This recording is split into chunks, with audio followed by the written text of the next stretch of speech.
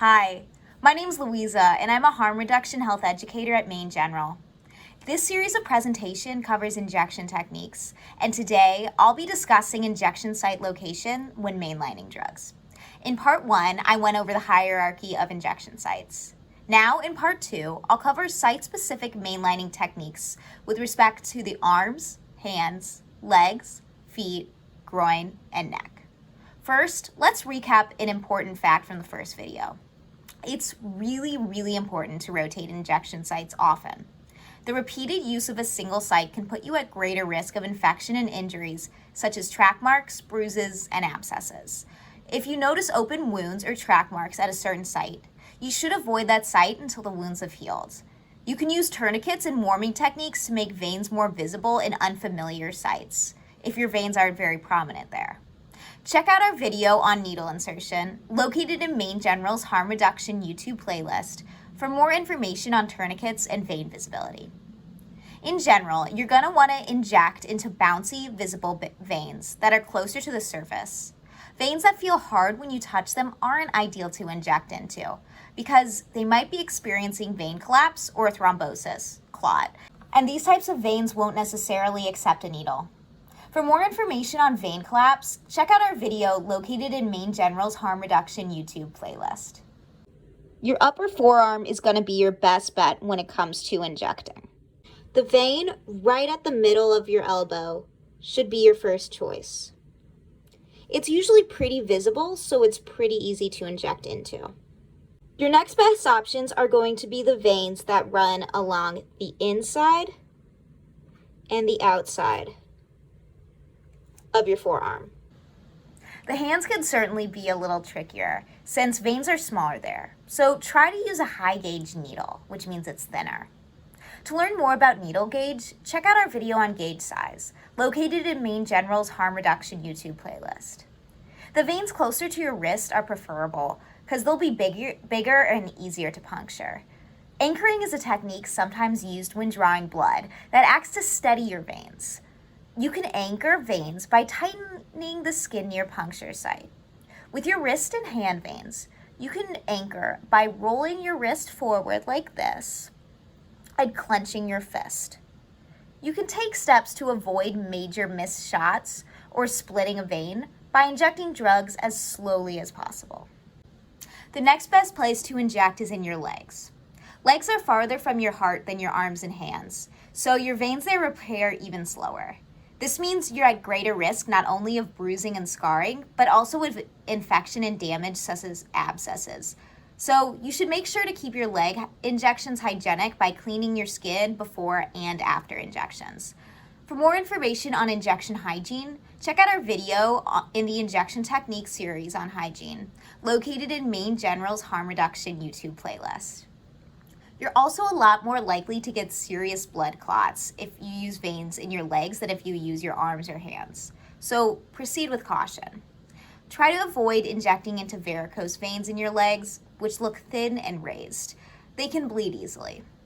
Just like with your hands, it's best to inject drugs slowly in your legs to avoid missing a shot or splitting a vein. The feet are even more risky than the legs, as veins are further from the heart and smaller in size. Blood circulates really slowly in the feet, so veins there take a long time to heal and repair after injection.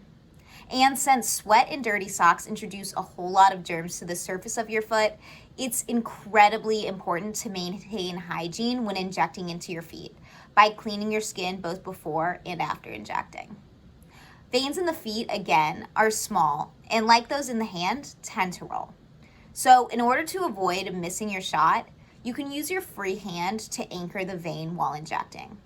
You do this by stretching the vein towards the tip of your foot with your hands and pulling your toes down.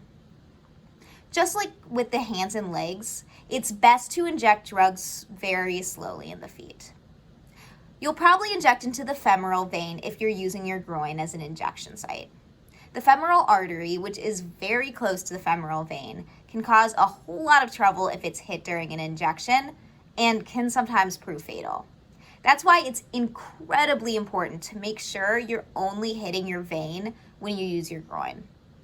The femoral vein is closer to your actual groin than the femoral artery is. So in order to make sure you don't hit the artery, first search for a pulse in your inner leg groin area, which will come from your femoral artery because veins don't carry a pulse.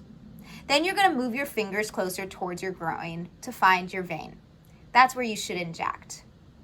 You can try to anchor your vein in your groin by stretching your skin there and pulling it towards your groin with one hand. Injecting into your neck is incredibly dangerous, so try to avoid it if possible. You seriously risk hitting the carotid artery, which brings blood directly to your brain. It's really dangerous to have a friend inject for you because you can lose control of the process. You won't be in charge of where, how much, and how fast you're injected with the drug.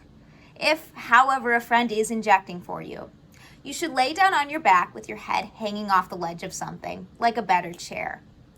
Your friend will probably see a bluish vein popping out towards the side of your neck, with your head back like this. They should insert the needle at about a 30 to 45 degree angle on that vein. If you don't have a friend injecting for you and are by yourself, grab a permanent marker of some sort and pull your head again in the same position, dangling it off something if you can, and move a mirror nearby. Mark with a permanent marker where that vein is. So once you sit up and clean off the injection site before inserting the needle, you know exactly where to aim, and we'll try to avoid hitting the carotid artery. We hope this series of presentations helped you learn more about the best and safest places to inject when mainlining.